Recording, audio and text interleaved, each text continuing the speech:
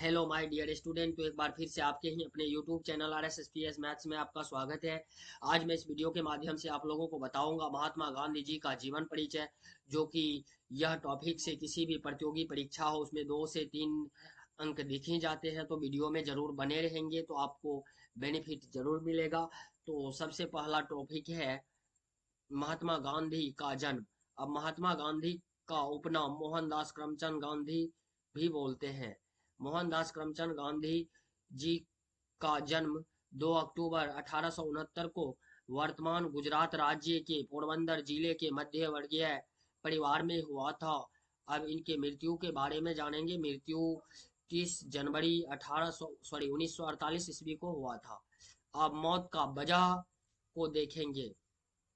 नई दिल्ली 30 जनवरी 1948 को तारीख शाम के 5:12 का वक्त और 3 गोलियों महात्मा गांधी को की हत्या वाले दिन जो हुआ था, वह सुनकर आज भी लोग का दिल दहल जाता है।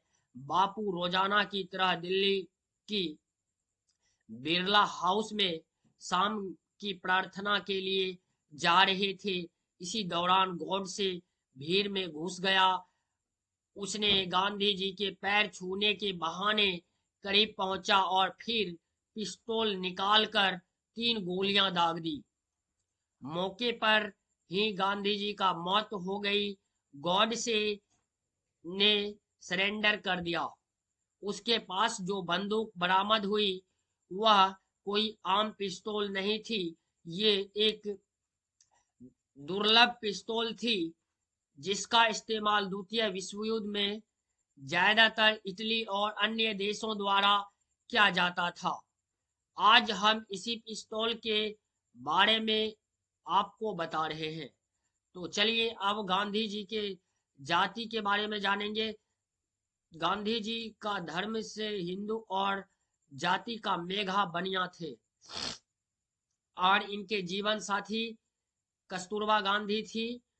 और इनके संतान के बारे में जानेंगे। इनके 4 संतान थे। पहला संतान हरिलाल गांधी, दूसरा संतान मणिलाल गांधी और तीसरा संतान रामदास गांधी और सबसे छोटा संतान देवदास गांधी था। आइए जानेंगे गांधी जी के चारों पुत्रों के बारे में। मोहनदास करमचंद गांधी जी के सबसे बड़े पुत्र थे हीरालाल गांधी। अब बारी बारी करके चारों पुत्र के बारे में डीपली नॉलेज ग्रहण करेंगे इस वीडियो के माध्यम से। तो चलिए अब हीरालाल गांधी मोहनदास करमचंद गांधी जी के सबसे बड़े पुत्र थे। हीरालाल गांधी जी के जेठ पुत्र हीरालाल गांधी का जीवन बापू के जीवन के प्रति विपरीत और विवादित रहा। जीवन के प्रति नैतिक आचरण को जो संकल्प और जोड़ बापू के पास रहा, वैसा ही हरिलाल ने नहीं दिखाई दिया। जीवन के कई फैलाव से उन्हें बापू को तकलीफ भी पहुंचाई। हालांकि बड़े पुत्र के प्रति बापू की जिम्मेदारियों को लेकर भी कई तरह के बातें सामने आई। उल्लेखित पत्रों और गांधी जीवन के जानकर विद्वानों के मुताबिक हरिलाल गांधी के अपने पिता से बहुत सी इच्छाएं और अपेक्षाएं भी, जिन पर एक पिता के रूप में बापू खड़े नहीं उतरे। हरिलाल अपने जीवन के अपनी ही तरह व्यतीत करना चाहते थे, लेकिन कई जानकारों के मुताबिक अपने बड़े पुत्र हरिलाल के कई आदतों और इच्छाओं को पूरी करने में इजाजत गांधी जी ने नहीं दी। गांधी जी के पुत्र के अनुसार हीरालाल विदेश जाकर वकालत की पढ़ाई करना चाहते थे और पिता के ही तरह बड़ा बैरिस्टर बनने की चाहत रखते थे। लेकिन गांधी जी का मानना था कि विदेश में मिली शिक्षा किसी भी तरह से ब्रिटिश राज्य को खत्म करने में सहायक नहीं होगी। साथ ही पिता गांधी अपने पुत्र को के शराब और विलासी जीवन से अत्यंत ही दुखी और परेशान रहते थे। तो चलिए 1948 ईस्वी में पिता के मृत्यु से एक महीना पहले ही पुत्र हरिलाल का देहांत हो गया। आप फिगर में देख पा रहे हैं ये गांधी जी का सबसे बड़े पुत्र थे और यह उनके पुत्र वधू थे। अब चलिए मणिलाल गांधी के बारे में जानते हैं। मणिलाल गांधी महात्मा गांधी के दूसरे पुत्र थे। मणिलाल गांधी बड़े पुत्र के स्वभाव से अलग। मणिलाल एक अत्यंत ही आज्ञाकारी पुत्र थे और उन्होंने अपने पिता की विरासत को भली प्रकार से संभाला था। मणिलाल का जन्म 28 अक्टूबर 1892 को हुआ था। मणिलाल ने अपने जीवन के बहुत से साल दक्षिण अफ्रीका में बिताए थे। जीवन की बहुत सी कठिन परिस्थितियों के बावजूद उन्हें पिता के दिखाए मार्ग से कभी भटकने की चेष्टा नहीं की। 1903 ईस्वी में महात्मा गांधी जी के शुरू किए गए अखबार इंडियन ओपिनियन का संचालन करने का काम मणिलाल ने ही किया था। भारतीय और दक्षिण अफ्रीका लोगों के लिए सरकार की दमनकारी नीति के खिलाफ आवाज उठाई और कई बार जेल भी गए। उनके महान कार्यों के बावजूद वह कभी भी अपने पिता के विराट अस्तित्व से अलग नहीं हो पाए। आप फिगर में देख पा रहे हैं यह मणिलाल गांधी का फिगर है। ये महात्मा गांधी इनके पिताजी हैं और यह इनकी माताजी हैं। तो चलिए अब देखते हैं रामदास गांधी के बारे में जानते हैं, जो कि महात्मा गांधी जी के तीसरे पुत्र थे। गांधी जी के तीसरे पुत्र थे रामदास गांधी। इनका जन्म 2 जनवरी 1897 में हुआ था। यह question examination point of view से बहुत महत्वपूर्ण है।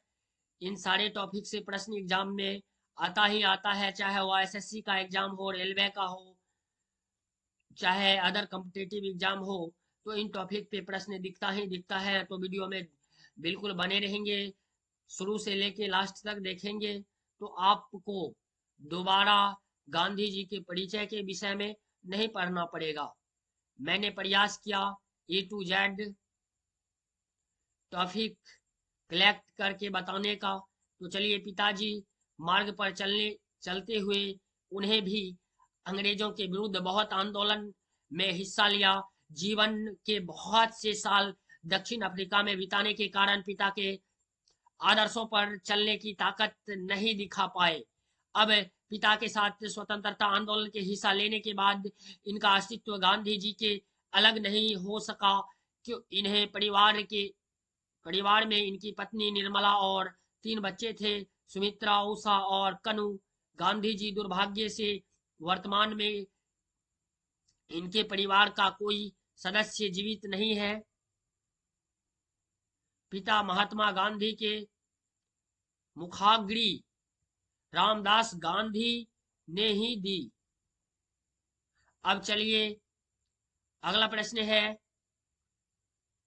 अब ये जो अग्नि, जो काटा पीटी भाषा में अग्नि जो बोलते हैं, मुख अग्नि, वह गांधी जी के तीसरा पुत्र ही ने दिए थे।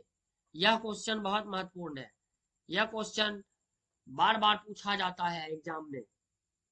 पिछले बार भी आरआरबी के एग्जाम में पूछा गया था। तो आप इन सारे टॉपिक को ध्यान से देखेंगे और इनको कंटिन्यू 2 से 3 बार वीडियो को देखेंगे तो आपका पूरा कंप्लीट हो जाएगा। तो चलिए आप जानते हैं देवदास गांधी, जो कि गांधी जी के सबसे छोटा पुत्र थे, उनके बारे में जानते हैं।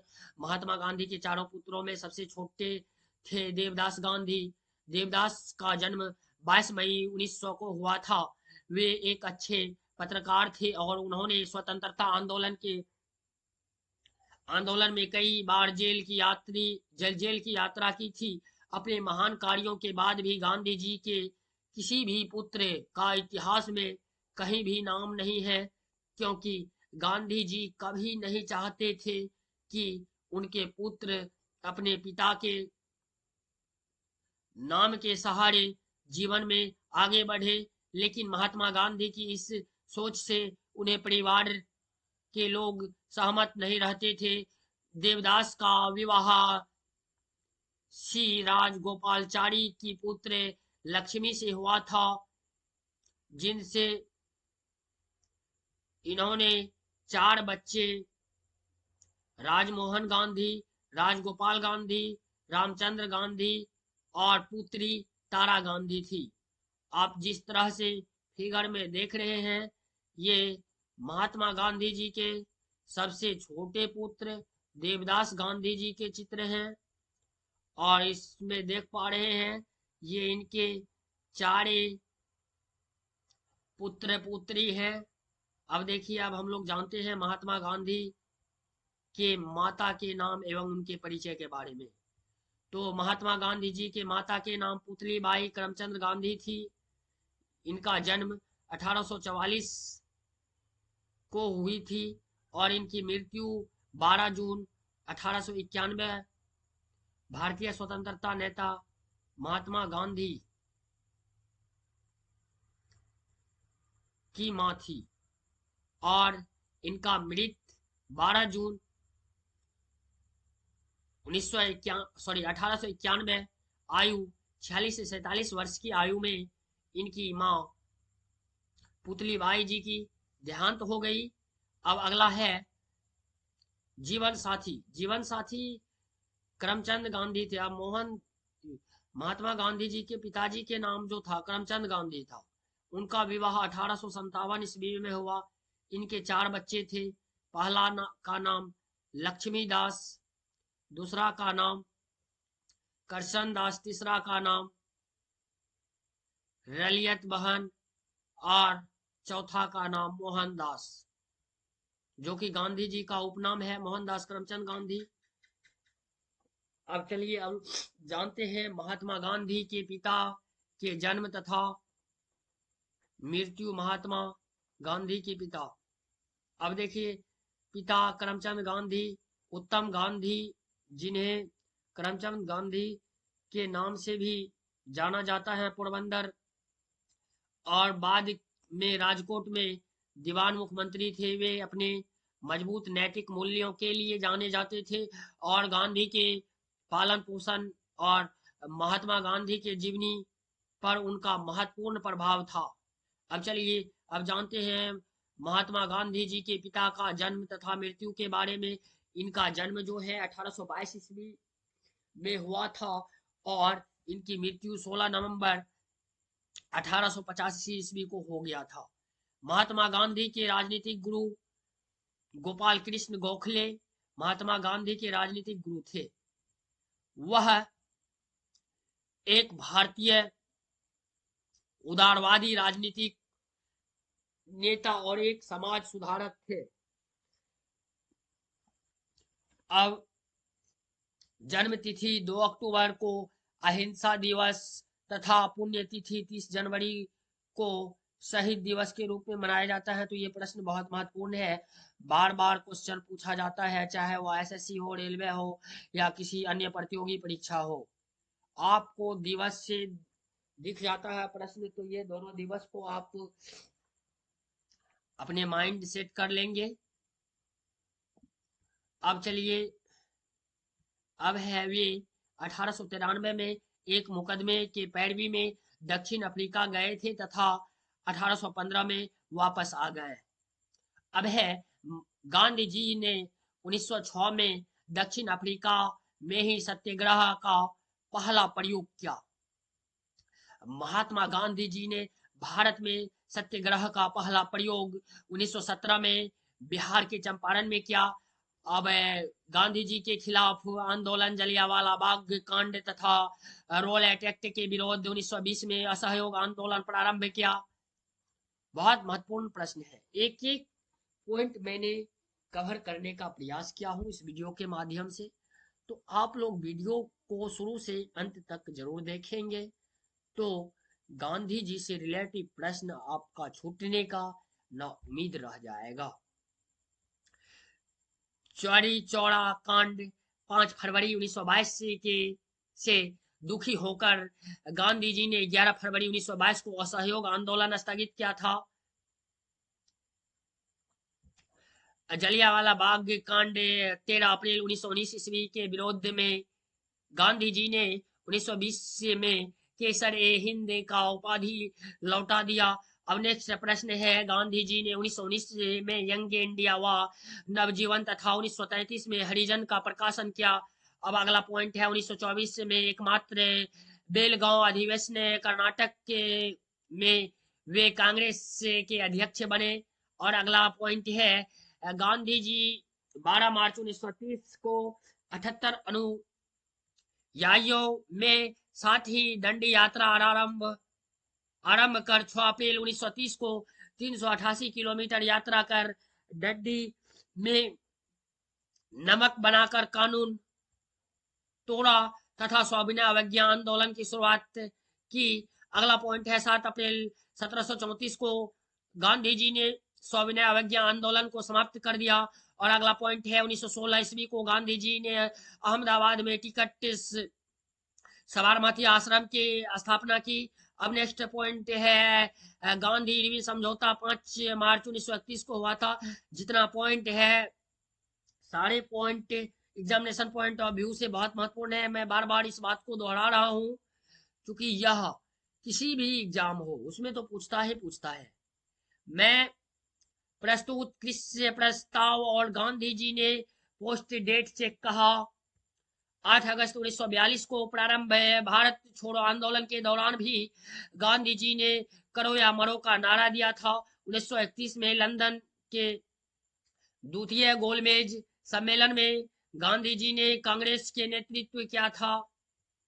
और अगला पॉइंट है, गांधी जी की हत्या 30 जनवरी 1948 को नाथूराम गोडसे के प्रथम प्रार्थना के समय। क्या गांधी जी का समाधि स्थल राजघाट कहलाता है? ये भी प्रश्न बहुत महत्वपूर्ण है क्योंकि प्रीवियस ईयर्स क्वेश्चन में एसएससी में पूछा हुआ प्रश्न है। इस तरह से प्रश्न दिया हुआ था कि गांधी जी के समाधि स्थल को क्या कहते हैं, राजघाट, और 3 ऑप्शन अलग अलग दिए हुए थे। तो यह प्रश्न बहुत महत्वपूर्ण है, इसको इग्नोर ना करेंगे। वेस्टर्न चर्चित के उन्होंने ऊर्ध्वाधर फकीर कहा। तो मैं आप लोगों को बता देना चाहूंगा, यदि चैनल पे नए हैं, वीडियो को फर्स्ट बार देख रहे हैं तो चैनल को सब्सक्राइब कर ले, वीडियो को ज़्यादा से ज़्यादा शेयर करें ताकि दूसरे भी बच्चे आसानी से सीख सके। तब तक के लिए बाय बाय, टाटा, फिर मिलते हैं अगले वीडियो।